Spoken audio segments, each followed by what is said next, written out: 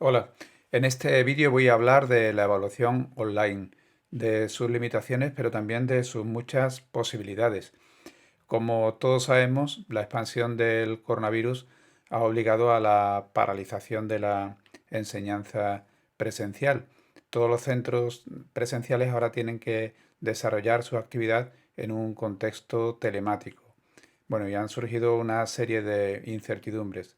Por ejemplo, lo que es la validez de este modelo como modelo formativo, como modelo que sirve para el fomento de la educación, de la enseñanza. Y también un tema del que se habla mucho es el de las garantías que hay de una evaluación en este contexto telemático. Así, en muchas ocasiones se habla de la necesidad de encontrar un contexto presencial de nuevo para llevar a cabo el desarrollo de la evaluación, de la certificación de las calificaciones. Bueno, pues quiero subrayar que lo importante en este contexto, en todo caso, es preservar la salud, liberar al sistema sanitario de la carga que actualmente tiene y volver a unas condiciones de normalidad. Y en ese sentido, lo más importante pues es obedecer a la cuarentena para que las cosas puedan desarrollarse del mejor modo posible. Entonces quisiera llevar a cabo una serie de reflexiones en torno a este contexto y, desde mi punto de vista, las posibilidades de llevar a cabo las cosas de un modo más o menos adecuado a pesar de las dificultades que en el estado de cuarentena se presentan. Entonces, ¿cuáles son los problemas principales? Para mí, el principal problema es el de la dotación de material. No todos los alumnos disponen de los recursos telemáticos suficientes como para poder desarrollar esto de una forma adecuada. Y eso es algo que se tendrá que resolver. También en el contexto de sus hogares, pues las situaciones son muy distintas en unos casos y en otros.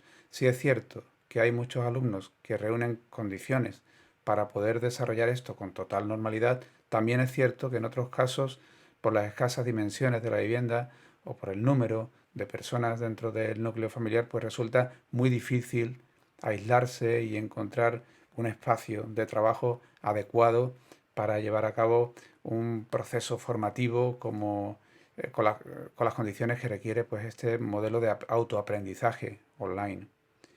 Bueno, luego hay otros problemas que son de adaptación, adaptación de un esquema de enseñanza presencial a un marco telemático.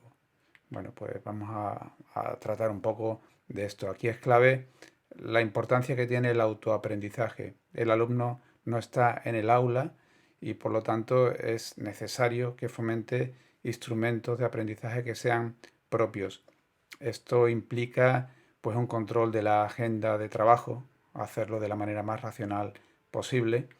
También el emplear técnicas de estudios que lleven a una adecuada asimilación de los conceptos, algo que no siempre está al alcance ni es tampoco muchas veces intuitivo, porque muchas veces el alumno va a buscar simplemente pues recabar el dato y memorizarlo y luego también pues una adecuada instrucción para que este conocimiento tenga una aplicación práctica.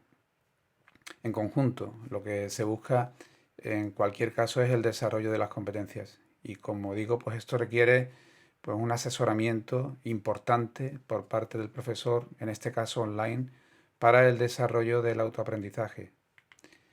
Bueno, una de las cuestiones que más se plantean es la de cómo garantizar una adecuada evaluación en un contexto online, en un contexto telemático, donde el alumno está en su casa y no a la vista del profesor y llevando a cabo un proceso que es en gran medida autónomo. Bueno, hay que tener en cuenta que lo más importante para mí en todo esto es que evaluar no es solamente asignar una calificación y parece que muchas veces nos centramos en ello. ¿Cómo podemos garantizar que el alumno que aprueba realmente está en condiciones de aprobar? Bueno, pues una evaluación implica también cosas como que la evaluación es el hilo conductor del aprendizaje.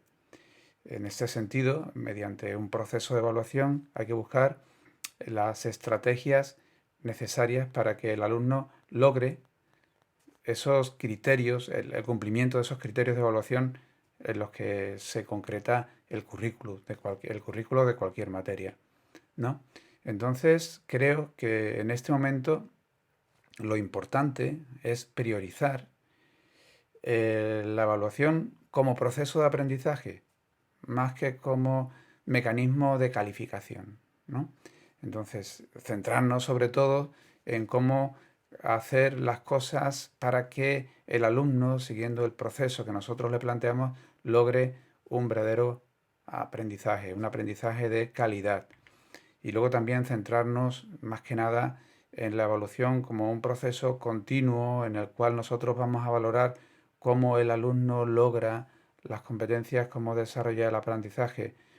Centrarnos más en el seguimiento del proceso que lo que es propiamente el resultado y algo que se valora por lo general a través de un examen. O sea, centrarnos en la evaluación como mecanismo de aprendizaje y centrarnos también en la evaluación como un seguimiento día a día del trabajo que hace el alumno y del modo en que el alumno logra el aprendizaje que se le propone. Entonces, ¿qué es lo importante aquí en todo caso? Desde mi punto de vista, si lo que se busca es la evaluación como sistema de aprendizaje y una valoración del proceso de aprendizaje, asegurar la comunicación a pesar de estar en un contexto online. Herramientas que tenemos, bueno, va a depender mucho de cada centro, de cada comunidad autónoma y, en fin, de los instrumentos que se le pongan al profesor para llevar a cabo este modelo de enseñanza online. Pero es importante en todo caso, pues centrarnos en ciertas cosas, como por ejemplo que lo que tenemos que proporcionar es un sistema de aprendizaje que esté basado en unas actividades muy bien pensadas para ajustarse a todo lo que se pide en el currículo, para ajustarse a los criterios de evaluación y también unas tareas donde el alumno de un modo creativo pone en práctica el aprendizaje y a la vez aprende con ese desarrollo práctico. Entonces también es importante que a pesar del aislamiento se mantenga un esquema de trabajo colaborativo, no aislado, que al alumno se le den herramientas para que pueda contactar, para que pueda colaborar, ¿m? Que el aprendizaje sea algo conjunto, que se hace junto con los compañeros, con la ayuda del profesor. Y también, bueno, pues agilizar todo lo que son esos sistemas de comunicación, como es la mensajería con el profesor, los foros donde los alumnos interactúan y donde el profesor también mira y asesora, las videoconferencias, estar siempre ahí, presente, etcétera, ¿no? Entonces, voy a la cuestión que muchas veces es lo que más preocupa, pero que desde mi punto de vista tampoco es lo esencial, es el tema del examen, ¿no? Ya digo, el examen es una parte de la evaluación, viene un poco a fijarse en el resultado final, en los logros, pero es solamente una parte de la evaluación, no es el todo. Y preocupa muchas veces si el examen se puede hacer con garantías, porque dice, bueno, si el alumno no está presente, ¿cómo puedo asegurarme que es él el que está detrás? ¿Cómo puedo asegurarme que el alumno ha logrado lo que se pretendía en esta asignatura, dentro de este curso, etcétera? Bueno, pues hay formas de hacer exámenes con garantías. Lo primero, se puede supervisar la autoría mediante esquemas de videoconferencia grupal. Ahí pongo un asterisco y lo pongo por el siguiente motivo. Muchas veces somos muy suspicaces en relación con la autoría. Hemos de tener en cuenta que el alumno en este caso está en cuarentena, se encuentra aislado y está dentro del núcleo familiar. No pueden proporcionarle la ayuda que a lo mejor podría tener en otro contexto más liberado, ¿no? Hemos de ser conscientes de esto y creo que hemos de ir a lo fundamental. Supervisar la autoría es importante, pero creo que en este momento tampoco ha de ser la preocupación fundamental. Aún así, se puede hacer, bien se puede hacer, desde luego no con la absoluta seguridad que se tiene en un contexto presencial, pero de una manera aproximada puede verse que es el alumno el que está allí delante del ordenador llevando a cabo aquello que le hemos pedido. Entonces tenemos instrumentos en los que de videoconferencia en los que el alumno nos puede mostrar el escritorio, se puede presentar y lo podemos ver ahí trabajando. Algunas que son de pago, como las que incluyen algunas plataformas Moodle o en otros medios, como por ejemplo Blackboard Collaborate, o otras de pago también más asequibles, como puede ser Meet de Google, o incluso algunas gratuitas completamente, como es Skype, que permiten videoconferencias hasta con 50 personas de un modo simultáneo, ¿no? Entonces ya digo, quizá esto no sea lo esencial, pero tenemos herramientas para al menos de un modo básico asegurarnos que él es el alumno el que está haciendo aquello que nosotros le pedimos en el momento en el que nosotros lo pedimos y en las condiciones mínimas que nosotros requerimos. Lo más importante, en todo caso, para mí, aparte de asegurar en cierto modo la autoría, es buscar esquemas de exámenes o de pruebas que se adapten al esquema telemático. Hemos de tener en cuenta que el alumno no está con un bolígrafo, el alumno está con un ordenador y en unas condiciones muy especiales. Entonces, en este sentido, para mí creo que es importante que se busquen esquemas de resolución ágiles y con textos relajados. O sea, el alumno no siempre va a ser capaz de escribir todo lo que es capaz de escribir en otro ámbito como en la clase, porque como ya digo, no está con un bolígrafo, está con un teclado y no siempre tiene la habilidad para escribir con rapidez con el mismo. Luego, tener en cuenta que lo importante en todo caso, por mucho que cambien las cosas, es que lo que se pongan a prueba sean las competencias. O sea, no por el hecho de pasar de las pruebas normales a las pruebas telemáticas, ahora tenemos que buscar esquemas de resolución más mecánicos memorísticos. Podemos seguir buscando también medir el nivel de competencia alcanzado por el alumno. Y luego flexibilidad. Flexibilidad porque en estos contextos no podemos tener los rigores de temporalización o de control visual que tenemos en una clase. Entonces, bueno, habremos de buscar esquemas un poco más flexibles y que si la hora exacta de la finalización es las 10 de la mañana, por ejemplo, pues ampliarlo y ponerlo un poco más para que el alumno que encuentre alguna dificultad en el envío telemático pues no se vea, por ejemplo, perjudicado por ello. Bueno, pongo un ejemplo en una de las materias que yo doy, yo soy profesor de filosofía y en este caso pongo un ejemplo de prueba examen en historia de la filosofía. Entonces aquí sería una combinación entre cuestionarios en los que busco identificar conceptos y una adecuada interpretación de los mismos, y luego también breves desarrollos seguidos a estos cuestionarios. Breves desarrollos que podrían ser de aplicación práctica, de análisis, de reflexión, etcétera. Yo pienso que muchas veces y de una manera inadecuada el cuestionario se asocia de una manera exclusiva a las competencias básicas o, bueno, más que las competencias básicas, a los esquemas cognitivos más básicos como son, por ejemplo, el recordar, memorizar, etcétera. Y no tiene por qué ser así necesariamente. Podemos aplicar cuestionarios en los que se miden niveles cognitivos mucho más altos, como la capacidad de análisis o la capacidad, por ejemplo, creativa, ¿no? Bueno, lo vamos a ver con un ejemplo.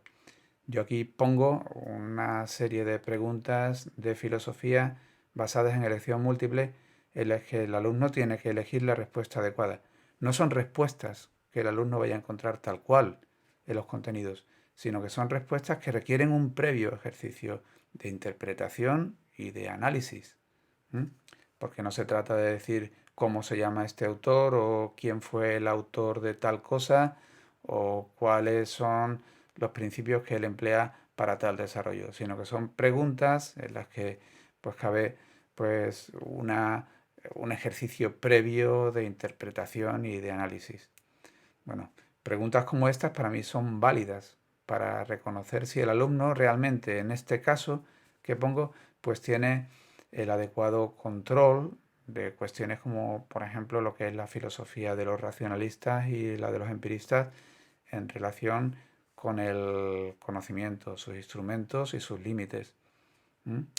Eh, ¿Esto quedaría simplemente así? Bueno, pues no, yo lo completaría también con otras preguntas seguidas. Una pregunta puede ser, por ejemplo, explica las razones por las que has elegido lo que has elegido en los puntos 2 y 3, por poner un ejemplo. O pon un caso práctico de lo que se te plantea en el punto 7 o cualquier otra cuestión. Por ejemplo, haz una reflexión crítica personal sobre lo que tuviste que responder en este determinado punto.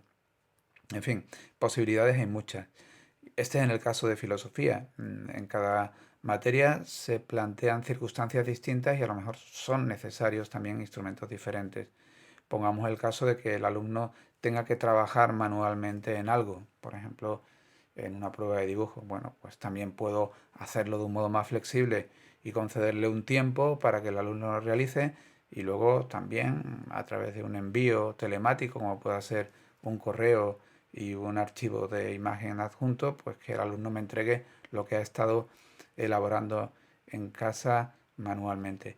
Ya digo, es importante flexibilizar las condiciones y no rebajar tampoco el esquema de evaluación por el hecho de que el alumno esté trabajando online. Todo se puede hacer, es cuestión de pensar en cómo lo adaptamos. Y bueno, pues eso es todo. Espero que este vídeo haya sido de utilidad y recuerdo, lo fundamental en este momento es preservar la salud y buscar esquemas flexibles que nos sean útiles para desarrollar nuestra tarea educativa en estas circunstancias.